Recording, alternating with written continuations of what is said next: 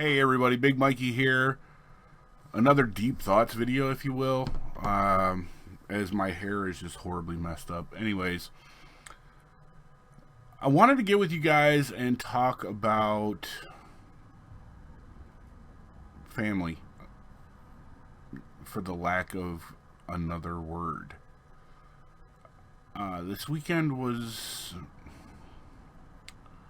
The weekend was good because it was a weekend I get to spend with Heather, and I don't get very many of those. I get them every other weekend kind of deal. And we were trying to make plans to do one thing and ended up doing another. What we ended up doing was driving down to Pennsylvania, which for us was like an hour and 20-minute drive, to a place called Mount Jewett, Pennsylvania, which is in northwestern Pennsylvania. And we visited my mother's grave. Now, some of you are thinking, oh, that's pretty morbid and, all that stuff. Well, I'm 43 years old. I've probably been to my mother's grave 3 times. And my mom passed away when... Well, I just had to look at the date today. My mom passed away on her birthday when she was 35. And today is the day, like the anniversary of the day that she passed away. I was like 8 years old. My mother died of multiple sclerosis. The sad part is I'm having a really hard time remembering, what she looked like, what she sounded like. All I can remember is the bad part. I remember, my mom being sick, and me taking care of my little sister and my mother because my stepfather was a douchebag. That's a whole nother video. But my mother contracted multiple sclerosis, and it didn't take long before it really just took hold of her. I tried to do what I could to help out. I was 8. There's not much an 8-year-old can do. But I had to grow up quick. And I ended up staying grown up, even after everything. I mean, to put the long story short, when my mother got so sick that she couldn't take care of us, and people started taking notice that I was missing school, bills weren't getting paid, and stuff like that,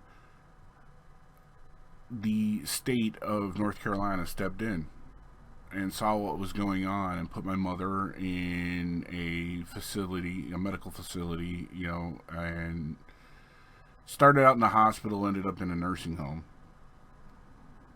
And I ended up being I don't want to say readopted, but I ended up being adopted by my own father because my mom and dad were divorced.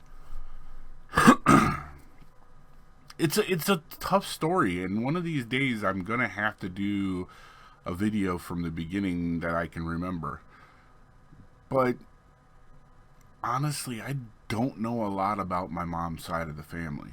I'm starting to learn a little bit from my aunt, who I just been in contact with, and you've seen a previous video me mentioning about that. But the floodgates are open. And the more I think about it, the harder it gets for me. It's rough. It really is rough. And I don't honestly think that it's ever going to get easier.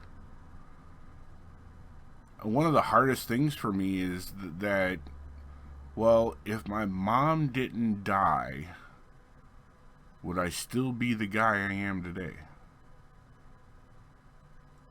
I want to say the answer is no, because I figured my mother would have whooped my rear end into shape, and I would have done really good in school, and I would have did awesome in college, and yeah, things would have been different. Maybe I wouldn't have been married 3 other times, and you know, been a horrible father, and just a wreck of a person growing up and stuff. And I've had my good points. I mean, things that I'm proud of: being a firefighter and a paramedic, and going into the military. I'm proud of those. It's the things I did around those that I'm not so happy about.